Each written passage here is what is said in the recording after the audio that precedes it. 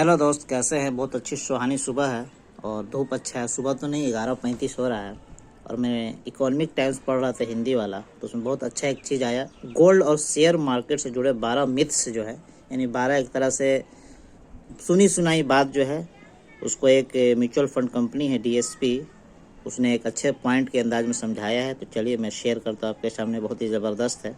चलिए direct point पर आते हैं। सोना बेकार निवेश है, बेकार इन्वेस्टमेंट है और स्टॉक्स को पीछे छोड़ नहीं सकता। ठीक है, ये मतलब मिथ है एक तरह से। अक्सर लोग सोचते हैं कि सोना निवेश के मामले में एक बेकार की चीज़ है और यह हमेशा स्टॉक से पीछे रहता है, लेकिन हाल के डेटा से पता चला है कि सोने ने 21वीं सदी में भारत और अमेरिका के बड़े शेयर बाजारों को पीछे छोड़ दिया है। भारत में सिर्फ लगभग एक चौथाई यानी कि NSE 500 स्टॉक्स ही सोने से बेहतर परफॉर्म कर पाए हैं। इसका मतलब है कि सोने में हिस्सा ना लेना तर्क संगत नहीं है, बल्कि एक पूर्वाग्रह है। अच्छा, सोने ने स्टॉक्स की जगह निवेश का ऑप्शन ले लिया है। अब सोना ही निवेश का सबसे अच्छा ऑप्शन है। दूसरा मिथ, तरह तरह का मिथ है, कभी इसके फेवर में कभी उसके फेवर में। सोने ने स्टॉक्स की जगह निवेश का ऑप्शन ले लिया है। अब सोना ही निवेश का सबसे अच्छा ऑप्शन है, यह भी सही नहीं है। 5 साल के रोलिंग रिटर्न डेटा के अनुसार भारत और अमेरिका में लगभग आधे समय और स्टॉक्स ने सोने को पीछे छोड़ दिया है। वहीं यूरोप और हांगकांग में तो और भी ज़्यादा। लंबे समय तक अगर निवेशक अलग अलग इंडेक्स में निवेश करते हैं तो सिर्फ सोना रखने से बेहतर रिटर्न मिलते हैं। यह साबित करता है कि सोना एक अच्छा डाइवर्सिफायर ऑप्शन है, लेकिन यह अमीरी की गारंटी नहीं है। तीसरा, अब दोनों मिक्स करके देखते हैं, यानी कि डाइवर्सिफिकेशन रिटर्न घटाता है, यह भी एक मिथ है।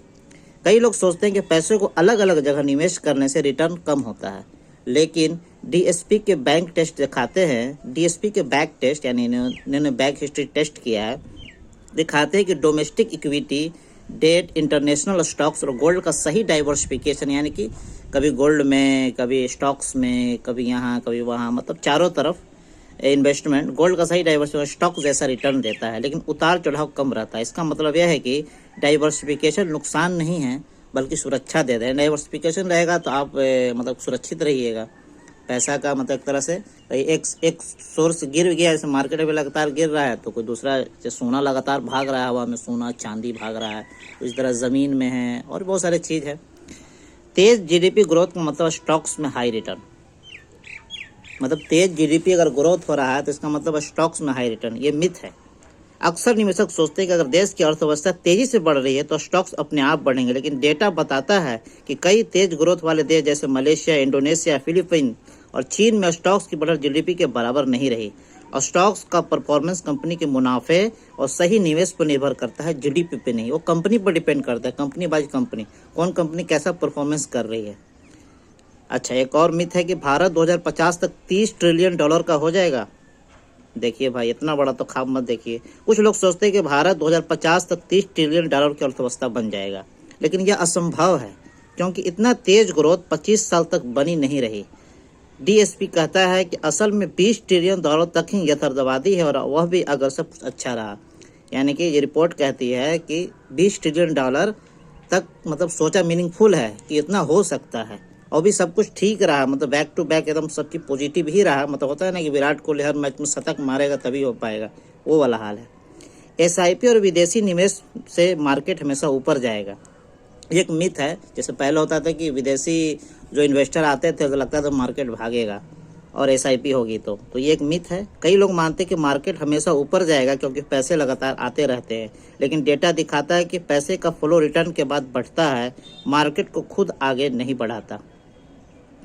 टॉप फंड हमेशा टॉप में रहेंगे। बहुत सारा फंड है जो पैसा लगाते हैं मार्केट में, उनके बारे में मिथ है कि टॉप फंड हमेशा टॉप में ही रहेंगे। कई निवेशक सोचते हैं कि जो फंड अभी अच्छा कर रहा है वो हमेशा अच्छा करेगा। डीएसपी के एनालिसिस में पाया गया है कि 60 से 80% टॉप फंड अगले 3 साल में नीचे चले जाते हैं। इसका मतलब है कि पिछले अच्छे रिटर्न से भविष्य का अनुमान लगाना रिस्की है, यानी कि आप भविष्य का अनुमान न लगाए, मार्केट में कहीं भी कुछ भी हो सकता है। इंडेक्स के टारगेट भरोसेमंद होते हैं, यह भी एक मिथ है। निफ्टी और S&P 500 के टारगेट अक्सर तय किए जाते हैं, लेकिन पिछले 25 साल में देखा गया, 25 साल कोई मामूली नहीं होता दोस्तों, 25 साल में देखा गया है कि ये टारगेट असली रिटर्न से 10% या उससे ज़्यादा अलग रहे। इसका मतलब है कि ये सिर्फ मार्केट का मूड दिखाते, भविष्य का भरोसेमंद संकेत नहीं है। अच्छा, लंबी अवधि में एंट्री वैल्यूएशन मायने नहीं रखती। बहुत लोगों का ऐसा सोचना है कि लॉन्ग टाइम के लिए, यानी 5 साल, 10 साल, 15 साल के लिए कहीं भी एंट्री मार लो स्टॉक्स में। कुछ लोग सोचते हैं कि अगर आप लंबे समय के लिए निवेश करते हैं तो शुरू में महंगे स्टॉक लेने से, महंगे स्टॉक्स यानी महंगे दामों पर स्टॉक्स लेने से कोई फर्क नहीं पड़ता। लेकिन डेटा दिखाता है कि बहुत महंगे स्टॉक खरीदने से 10 साल तक रिटर्न कम रह सकता है। जाहिर सी बात है, जब आप टॉप पर लेंगे तो रिटर्न भी उस हिसाब से कम ही होगा। टॉप से आप 40, 45, 50% डाउन लेते हैं, 60% डाउन लेते हैं, तो कम समय में ज़्यादा रिटर्न बन सकता है। स्मॉल और मिड कैप हमेशा लार्ज कैप से बेहतर रिटर्न देते हैं। कई निवेशक सोचते हैं कि स्मॉल और मिड कैप हमेशा लंबे समय में लार्ज कैप से ज़्यादा रिटर्न देंगे। डीएसपी के आंकड़े दिखाते हैं ये केवल कुछ समय के लिए अच्छा करते हैं, लेकिन बाद में उनका रिटर्न गिर जाता है। अक्सर देखा गया है, शुरू में उछलता ज़्यादा है जैसे कि नदी नाला झरना, लेकिन समुद्र शांत रहता है। अधिक रिस्क इज इक्वल टू अधिक रिटर्न, यानी जितना रिस्क लेंगे उतना रिटर्न मिलेगा, ये भी एक मिथ है। कुछ लोग सोचते हैं कि ज़्यादा रिस्क से रिटर्न भी ज़्यादा मिलेगा, लेकिन डेटा दिखाता है कि कम रिस्क वाले पोर्टफोलियो ने कई बार हाई रिस्क पोर्टफोलियो से बेहतर रिटर्न दिया और नुकसान भी कम हुआ। इसलिए ज़्यादा हीरो बनने की ज़रूरत नहीं है।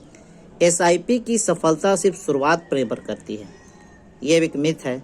निवेशक अक्सर सोचते हैं कि अगर एसआईपी मार्केट हाई पर शुरू किया तो नुकसान होगा, लेकिन डीएसपी के आंकड़े दिखाते हैं कि लंबी अवधि में शुरू का समय ज़्यादा मायने नहीं रखता, बल्कि नियमित निवेश उस समय ज़्यादा हम, यानी कि अभी महंगा स्टॉक्स है तो होता नहीं, थोड़ा थोड़ा इन्वेस्टमेंट आदमी का, मान लो स्टॉक सेलेक्ट कर ले, कोई भी एक अच्छा स्टॉक सेलेक्ट कर लिया आदमी, अभी हाई प्राइस पर ही है लेकिन मिनिमम इन्वेस्टमेंट कर रहा है, पूरा पैसा नहीं है, इसे मिनिमम मान ले कि एक शेयर खरीद रहा है, या फिर 10 शेयर या 20 शेयर खरीद रहा है, थोड़ा हर महीना 5 share 5 share 10 share 5 share 5 share 10 share, तो इसमें प्राइस उतना मायने नहीं रखता है लंबे समय के लिए। तो ये एक बहुत ही खूबसूरत जो एक तरह से मिथ था, थोड़ा बहुत इसका एक हेडिंग मैं पढ़ देता हूँ बस। सोना बेकार निवेश है और स्टॉक्स को पीछे छोड़ नहीं सकता, इसको तोड़ा गया इसमें। सोने ने स्टॉक्स की जगह निवेश का ऑप्शन ले लिया है। निवेश यानी कि लॉन्ग टाइम के लिए सोना भरोसेमंद है, यह भी एक मिथ है। डाइवर्सिफिकेशन रिटर्न घटाता है, यानी कि बहुत सारे सेक्टर में इन्वेस्टमेंट करने से ऐसा लोगों को सोचना है कि मेरा मतलब रिटर्न कम आएगा तो ज़रूर सेफ रहेगा, लेकिन कम रिटर्न आएगा, लेकिन ये भी गलत फहमी है। तेज जीडीपी ग्रोथ का मतलब स्टॉक्स में हाई रिटर्न, यानी कि जीडीपी अगर देश का बढ़ रहा है, पढ़ रहे हैं आप न्यूज़ में, तो स्टॉक्स में भी हाई रिटर्न आएगा, ये कोई श्योरिटी नहीं है। कंपनी के परफॉर्मेंस पर डिपेंड करता है, कंपनी कैसा काम कर रही है, कैसा उसका डिमांड है। भारत 2050 तक $30 ट्रिलियन का हो जाएगा, ये पॉसिबिलिटी नहीं है। 20 ट्रिलियन का हो जाए ये बहुत बड़ी बात है, वो भी लगातार होता है ना कि हर मैच में 100 मारे तभी हो पाएगा। एसआईपी और विदेशी निवेश से मार्केट हमेशा ऊपर जाएगा, ये भी एक मिथ है। ऐसा ज़रूरी देखा गया, लगातार विदेशी जो एफआईआई है लगातार सेलिंग कर रहे हैं और डीआई लगातार ख़रीद रहे हैं, तो ऐसा भी कुछ नहीं है, अब कोई फ़र्क नहीं पड़ता है। टॉप फंड हमेशा टॉप में रहेगा, जो फंड हमेशा जो अच्छा रिटर्न दिया है 3 साल 5 साल में, वो हमेशा आगे भी अच्छा रिटर्न देंगे, इसकी कोई गारंटी नहीं है।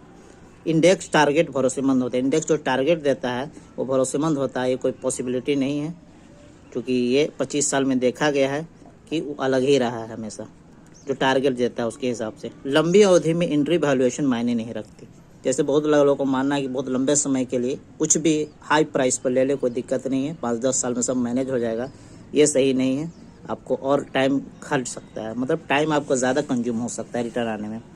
स्मॉल और मिड कैप हमेशा लार्ज कैप से बेहतर रिटर्न देते हैं, यह भी गलत फहमी है, क्योंकि देखने में तो अच्छा लगता है शॉर्ट टाइम के लिए कि बहुत रिटर्न दे रहे हैं, लेकिन लॉन्ग टाइम में लार्ज कैप से इतना रिटर्न नहीं देते हैं। अधिक रिस्क इज इक्वल टू अधिक रिटर्न, यह भी गलत फहमी है। ज़्यादा रिस्क लेने, उछला कूदी करने से फ़ायदा नहीं है, लास्ट में आपको बर्बादी ही तय है।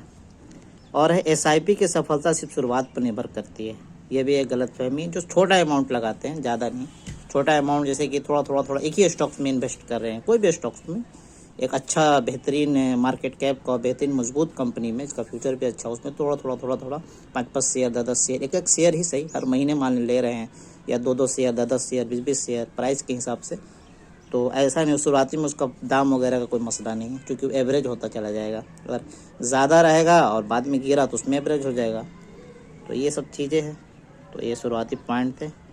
चलिए, इसलिए नॉलेज रहना ज़रूरी है हर चीज़ का, और जब आप नॉलेज आप पढ़ें कहीं पर भी तो शेयर भी करें, ताकि सिर्फ अपने फ़ायदा ना उठाएं और भी लोगों का फ़ायदा हो। चलिए।